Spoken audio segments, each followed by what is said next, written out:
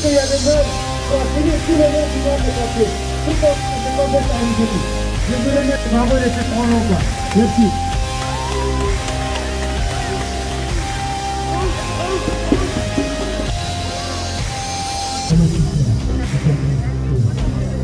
Du coup, on doit aussi dans nos banques, on rencontre des difficultés.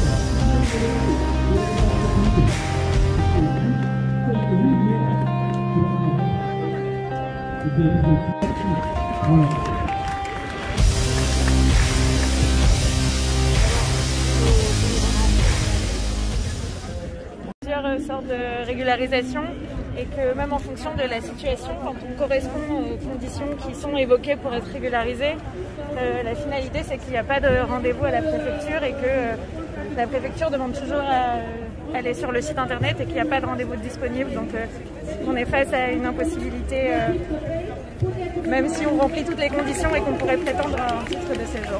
Alors concrètement aujourd'hui, c'est ça que vous essayez d'expliquer via ces pancartes, c'est cette difficulté pour les gens qui sont sans papier, qui travaillent, qui ont des conditions d'admission raisonnables tout simplement, mais qui aujourd'hui ne peuvent pas obtenir de rendez-vous. Oui, voilà, c'est ce qu'on voulait démontrer. Selon la charte Marianne, il y a 5 accès dans un service public possible. Là, il n'y en a aucun auprès de la préfecture. Que ce soit par téléphone, par internet, par courrier, via le tribunal, on a réussi à en obtenir. Il faut passer par la justice pour obtenir un rendez-vous. C'est quand même dommage. Par la cette justice perte d'argent et de temps, parce qu'il n'y a pas de rendez-vous et parce qu'on nous oriente sur internet pour prendre rendez-vous. C'était quand la prise de rendez-vous avant. D'accord. C'est-à-dire avant on se déplaçait à la préfecture physiquement et on allait déposer directement le dossier. Alors qu'aujourd'hui, donc après on avait la décision. Alors qu'aujourd'hui, aujourd'hui la prise de rendez-vous est totalement différente. Expliquez-nous, totalement différente, c'est-à-dire parce que tout a été dématérialisé. Dématérialisé, ça veut dire que tout passe par internet? Tout passe par internet. Donc il faut prendre un rendez-vous sur le site de la préfecture, mais la réponse est toujours la même. Vous n'avez pas... Il est où là? Et ici, il n'existe plus de plage horaire disponible pour votre demande.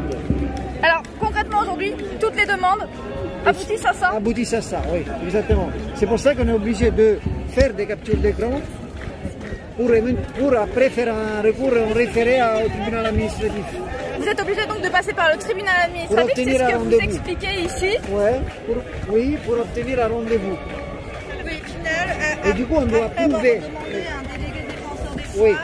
on doit respecter tous, faire beaucoup de démarches pour prouver au tribunal qu'on a respecté, on a sollicité la préfecture à plusieurs... Depuis le début et à plusieurs reprises. On prouve qu'on a fait des captures d'écran. On prouve au tribunal qu'on a envoyé un recommandé, on n'a pas de réponse. On prouve qu'on a saisi le défenseur de droit et puis on va devant le tribunal. Et ensuite, vous avez potentiellement un rendez-vous? Oui, qui est ordonné par le tribunal. Donc vous êtes obligé de passer par le tribunal pour obtenir un rendez-vous? Un simple rendez-vous à la préfecture pour déposer un dossier de régularisation. Un dossier de régularisation, on l'imagine, avec des bulletins de salaire, avec... Ça dépend du type de demande. Si c'est pour le travail, c'est avec des bulletins de salaire. Si c'est pour les enfants à l'école, c'est avec des certificats de scolarité. D'accord. C'est en fonction de la demande. D'accord. Mais nous, tout ce qu'on fait là, c'est justement pour obtenir un rendez-vous. Ce n'est pas pour décider de la demande du titre de séjour, c'est pour obtenir un rendez-vous. Et du coup, on est censé, c'est-à-dire, on est obligé de saisir le tribunal administratif pour obtenir un rendez-vous, entre guillemets, avec l'argent du contribuable. Vous comprenez ça? C'est-à-dire la préfecture ne donne pas de rendez-vous et l'État paye tout ce que... L'État paye... tous les recours possibles. En fait, l'État est obligé de payer le tribunal administratif, le défenseur des droits qui sont saisis. Nous, on a des avocats bénévoles. Du coup, ce n'est pas l'État qui paye. Mais l'argent du contribuable, vous savez où il va? Pour payer les avocats de la préfecture. Parce qu'à partir du moment où on saisit le tribunal, la préfecture va demander au cabinet des avocats très chers avec qui la préfecture travaille, et donc l'État, la préfecture, va payer les avocats.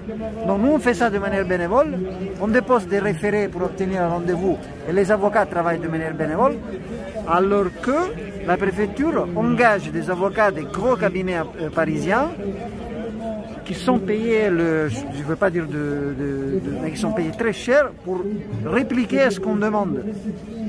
Juste pour une demande de rendez-vous, alors qu'on recontextualise bien. Et souvent, la réplique, le mémoire de la préfecture en réponse à notre demande, c'est un petit peu... c'est pas fondé, c'est pas un discours. Il faudrait avoir un dossier très solide, il faudrait prouver qu'on a une situation extrêmement régulière avec de bons bulletins de salaire, etc. pour prouver qu'on pourrait demander un rendez-vous. Oui, un rendez-vous de manière légitime, parce que si on a le dossier un petit peu moins solide, ce ne sera même pas accepté au tribunal. Oui. Ça ne va pas passer, en fait. Alors, j'allais dire, qu'est-ce que les avocats de la préfecture avancent comme argument pour expliquer qu'ils n'accueillent pas, qu'ils n'ont plus de place? Avance par exemple le fait que la capture d'écran n'est pas personnalisée. C'est-à-dire le fait que l'usager ait prise ces captures d'écran ne prouve pas que c'est vraiment pour lui. C'est-à-dire, ils nous ont accusés parfois d'avoir utilisé les mêmes captures d'écran pour les usagers, pour tous les usagers. Et du coup, ils demandent que ça soit personnalisé. Et il y a parfois des usagers qui ont pris des photos, ils ont ajouté des petits... ils ont essayé de rendre personnalisée la capture d'écran. Ah oui? Ouais. En mettant des photos, parce que ça, c'est l'argument de la part des avocats de la préfecture qui disent, bon... Pour eux, c'est la même capture d'écran pour tout le monde? Pour tout le monde. Ouais, mais ce qui n'est pas vrai, parce que nous, on envoie des captures d'écran avec des dates différentes et des heures différentes aussi. Mais comme on envoie 50 recours, on a besoin de beaucoup de captures d'écran. Et on demande aux usagers de faire beaucoup de captures d'écran pour pouvoir justifier... Qui justifie réellement cette réalité. Donc on a eu beaucoup d'imagination chez les usagers qui ont fait des captures d'écran en mettant des photos, en ajoutant des choses un peu drôles, parce que on l'avait demandé de la personnaliser, ils l'ont personnalisée de manière un peu sympa. Oui, pour changer un petit peu, mais surtout tout simplement pour prouver que c'était bien eux qui l'avaient fait et pas un autre, et que c'était effectivement pas une seule capture d'écran qui est dupliquée. Ouais.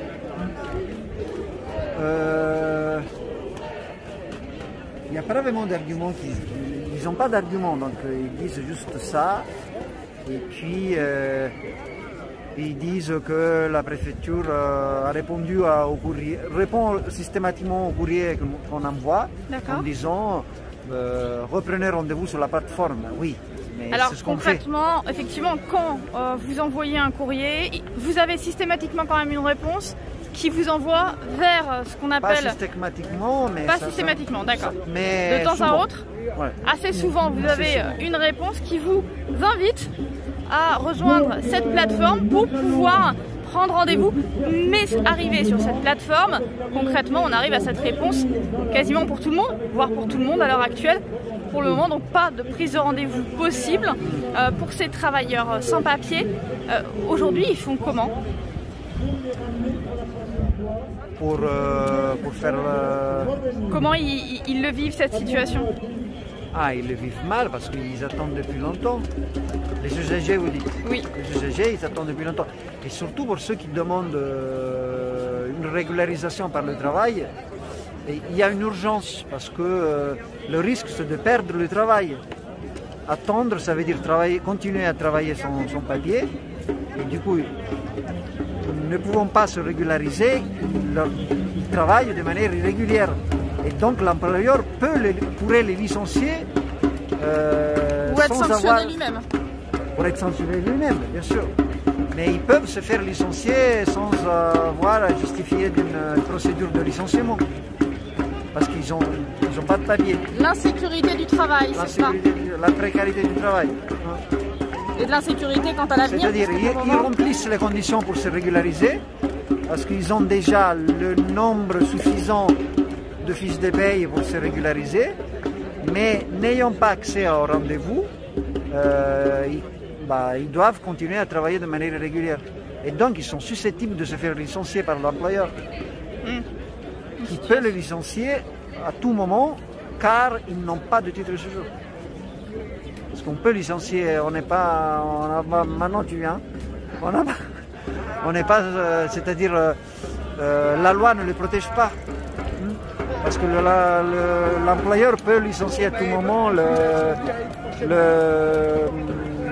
salarié qui n'a pas de papier. D'accord. On aura compris que la situation, effectivement, pour eux, pour elles, pour ces familles, n'est pas toujours évidente à l'heure actuelle. Merci beaucoup. Voilà.